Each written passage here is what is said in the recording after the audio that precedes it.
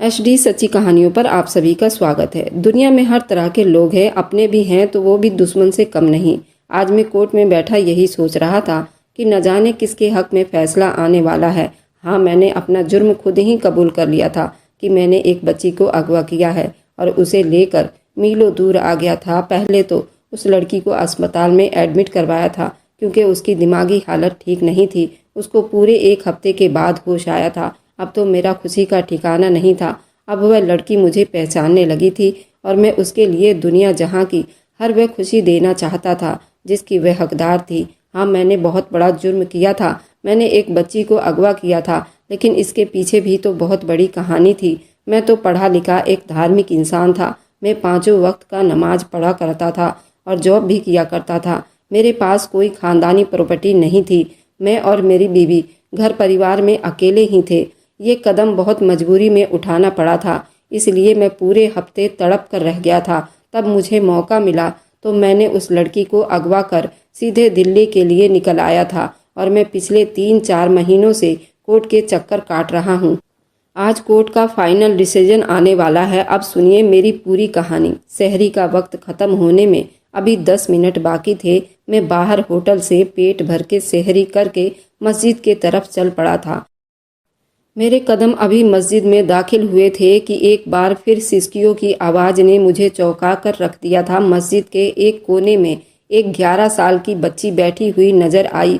उसने अपना सर घुटनों में दबा रखा था और वह बहुत रो रही थी। उसे देखकर मेरे रोंगटे खड़े हो गए। आखिर ये मासूम बच्ची कौन थी जो इस वक्त यहाँ बैठकर इस तरह रो रही थी? लड़की के जात को इस अंधेरे में किसने घर से निकलने की इजाज़त दी थी? मेरा दिल धड़का था। मैं उसके करीब चलता हुआ आया, जिसके कपड़े फटे पुराने थे और बाल बिखरे हुए थे और सिसक सिसक कर रो रही थी और रोते हुए न जाने क्या बातें कर रही थी। उसे देखकर मेरे दिल में दर्द की टीसे उठने लगे थे। मैं बेधड़क एक ठंडी आंख भर कर और मैं उस बच्ची की तरफ मुड़कर उसकी आवाज़ को सुनने लगा जो रो रो कर कह रही थी, अल्लाह पाक, मेरी माँ को मेरे पास वापस भेज दो। उन्हें बोलो वो ज़मीन से बाहर निकल आए। मुझे उनकी बहुत याद आती है। वह जब होती थी तो बहुत प्यार करती थी। मुझे कभी भी नहीं मारती थी। मेरी पसंद का खाना बना दिया करती थी। मगर नई वाली माँ मुझे बिल्कुल भी प्यार नहीं करती। वह हर बात पर मुझे मारने लगती हैं। अल्लाह पाक, आप मेरी पुरानी माँ वापस कर दो। आप तो रमजान के महीनों में अपने बंदों की बहुत सुनते हैं। वह बच्ची फूट फूट कर रोते हुए ऐसे शब्द बोल रही थी। वह अपने मासूमियत वाले शब्दों से रोते हुए वह सब कुछ कह रही थी। उसकी मासूमियत वाले शब्दों में छुपा हुआ दर्द सुनकर मेरे हलक में कांटे चुभने लगे। सहरी का वक्त खत्म हो चुका था और फजर का नमाज का वक्त हो चुका था। मैंने जल्दी से अपना दिमाग झटका और मस्जिद में फजर का अजान देने लगा। न जाने क्यों, मगर आज जब मैं अजान दे रहा था तो बार बार मेरी आंखों में आंसू उतर रहे थे। बार बार शब्द में लड़खड़ाहट था। दिल में एक ही दुआ थी कि ए खुदा, इस मासूम बच्ची के दुख तकलीफ को ख़त्म कर दे। अगर हो सके तो उसके हिस्से का गम मुझे दे दे, मगर उसे हर तकलीफ से बचा ले। मैं अजान देकर जब वापस मुड़ा तो मेरी आंखों से आंसू बह रहे थे। मैं हिचकी बांधे वहीं बैठकर रोने लगा। दिल में उस बच्ची का दर्द मुझे इस तरह महसूस हो रहा था, मैं बता नहीं सकता। शायद इसलिए कि मेरी अपनी कोई औलाद नहीं थी। मैं 15 सालों से बे औलाद था। मेरी बीवी बांस थी, मगर उसके बावजूद मैंने कभी औलाद के खातिर दूसरी शादी नहीं की। मैं उठा और उस बच्ची के पास वापस जाने लगा, मगर जब मस्जिद के आंगन में आया तो वहां पर वह बच्ची मौजूद नहीं थी। वह जा चुकी थी। मैं मस्जिद के बाहर तक देखने गया, मगर नमाजियों का झुंड मस्जिद में दाखिल हो रहा था। वह बच्ची न जाने कहाँ जा चुकी थी। खैर, नमाज का वक्त था और मैंने जल्दी नमाज अदा की। न जाने कैसे जालिम लोग थे जिन्हें इतनी मासूम नन्ही कली पर जरा भी रहम और तरस नहीं आया था और वे उस पर जुल्म किया करते थे। शायद ये भी कयामत की निशानियों में से एक थी। खैर, मैं नमाज पढ़ने के बाद कुछ देर वहीं बैठा रहा और फिर घर की तरफ बोझल कदमों से चल पड़ा। घर आया तो मेरी बीवी अभी तक सो रही थी। उसका तो रोज का आदत यही था। वह रमजान में भी ना रोजा रखती थी, ना ही कोई नमाज पढ़ती थी। शायद उसको भी अल्लाह पर से विश्वास उठ गया था। शायद वह भूल गई थी कि उसको भी इस दुनिया में भेजने वाले भी अल्लाह हैं। वह सिर्फ अपनी औलाद पाना चाहती थी। इसी वजह से वह अल्लाह से बहुत नाराज रहा करती थी और अल्लाह के दी हुई और चीज़ों की शुक्रिया अदा नहीं करती थी। मैं उसे बहुत समझाता था, मगर उसे अपने आखिरत की कोई फिक्र नहीं थी। وہ تو دن چڑھے تک سوتی رہتی۔ میں کچھ دیر قرآن شریف پڑھا اور پھر کام پر نکل گیا۔ سارا دن میرا دھیان اس بچی کی طرف ہی رہا۔ مغرب سے پہلے میں کام سے چھٹی لے کر گھر آ چکا تھا۔ رمضان میں فجر اور مغرب کی اذان میں خود محلے کی ایک مسجد میں جا کر دیا کرتا تھا۔ آج پھر میں افطاری کے وقت مسجد میں پہنچ چکا تھا۔ میں نے ایک بار پھر مسجد میں تلاشتی ہوئی نظروں سے اسے دیکھا۔ شاید وہ بچی یہاں موجود ہو، مگر وہ یہاں نہیں تھی۔ خیر، میں نے افطاری کی اور نماز ادا کی اور جو ہی واپس آنے کے لیے پلٹا تو مسجد کے بڑے دروازے کے باہر، جہاں نمازی جوتے اتار کر رکھتے ہیں، وہاں پر وہی بچی بیٹھی ہوئی تھی۔ وہ اپنے پیروں کے تلوں کو زمین پر لگائے بغیر بیٹھی تھی۔ اس کی آنکھوں میں آنسو تھے اور وہ رو رہی تھی۔ بار بار اپنی آنکھوں میں آئے آنسو صاف کرتی اور پھر ایک نظر اپنے پیروں پر ڈالتی۔ اس کے پیروں کے نیچے سرخ لال نشان بنے ہوئے تھے۔ ایسا لگتا تھا جیسے اس بچی کے پیر کو جلائے گئے ہوں اور ننگے پیر چل کے آنے کی وجہ سے اس کے زخموں میں مٹی جا چکی تھی۔ اس بچی کو جب میں نے اس حالت میں دیکھا تو میرے رونگٹے کھڑے ہوئے، میرے آنکھوں میں پانی ابھرنے لگا۔ وہ بچی اپنی ہی دھیان میں بیٹھی تھی، اپنے پیروں سے مٹی صاف کرنے کی کوشش کر رہی تھی۔ وہ درد سے سسک رہی تھی اور روتے ہوئے ایک بار پھر خدا سے بات کرنے میں بجی تھی۔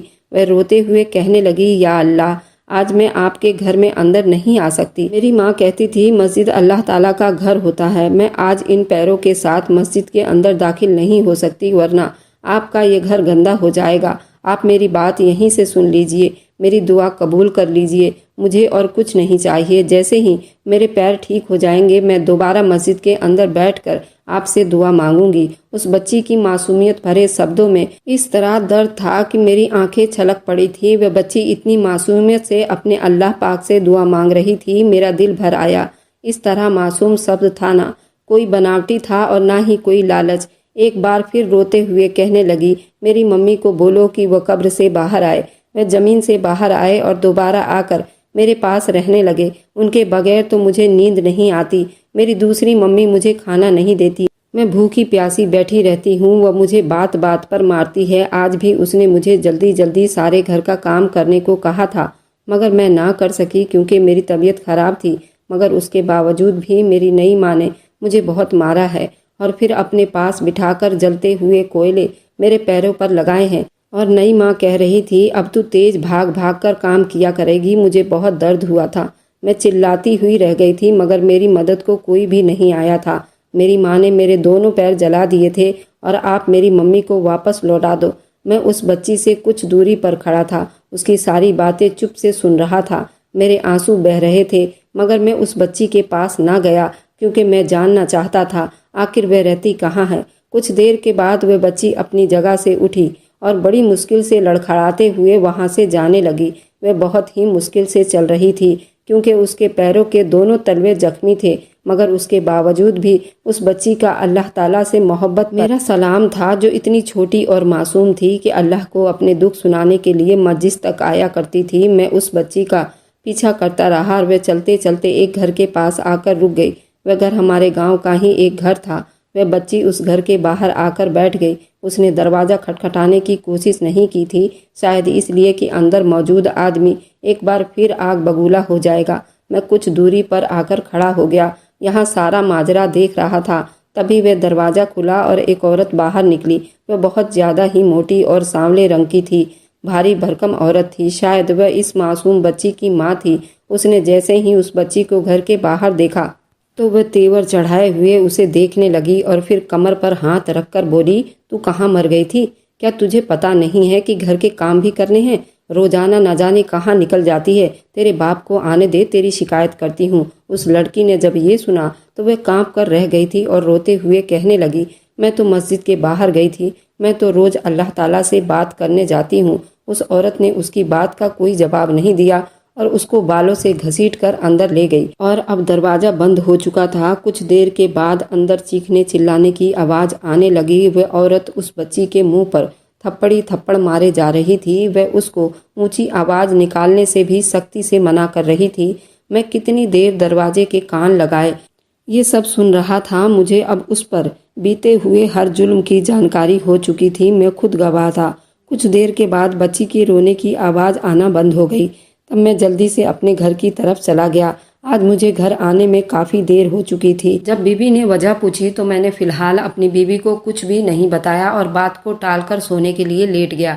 میری آنکھوں سے نیند تو کوسوں دور تھی، مجھے بس اگلی صبح کا انتظار تھا۔ مجھے جو کچھ کرنا تھا میں سوچ چکا تھا۔ میں جلدی سے صبح اٹھا اور سحری کی اور مسجد کی طرف جانے لگا تھا تاکہ وہ بچی وہاں آ جائے گی تو میں اس سے بات کر سکوں۔ میں جو ہی مسجد میں داخل ہوا تو مسجد میں اس وقت کوئی بھی نمازی نہیں آیا تھا۔ اذان ہونے میں ابھی آدھا گھنٹہ باقی تھا۔ میں جب مسجد میں داخل ہوا اور بائیں دائیں نظریں دوڑائی تو وہ مسجد کے ایک کونے میں مجھے نظر آئی تو وہیں فرش پر لیٹے ہوئے سو رہی تھی۔ شاید وہ بچی ساری رات یہیں موجود تھی، کیونکہ رمضان کے مہینے میں ہماری مسجد رات کو بھی کھلا کرتی تھی۔ اکثر لوگ یہاں عبادت کرنے آتے تھے۔ میں اس بچی کے قریب آیا، وہ سکون سے سو رہی تھی۔ اس کے چہرے پر نیل پڑے ہوئے تھے جیسے کوئی اسے بہت تیز مارا ہو۔ اس کے بال بکھرے ہوئے تھے، بالکل ایسے جیسے ماں کے مر جانے کے بعد بچوں کا خیال رکھنے والا کوئی نہیں ہوتا۔ اس کے کپڑے بھی بالکل گھسے اور پھٹے پرانے تھے اور جگہ جگہ سے پھٹے ہوئے تھے۔ شاید اس بچی نے اپنا جسم چھپانے کے لیے خود ہی دھاگے کی مدد سے پیبند لگانے کی کوشش کی تھی، کیونکہ وہ بہت بڑے لگ رہے تھے۔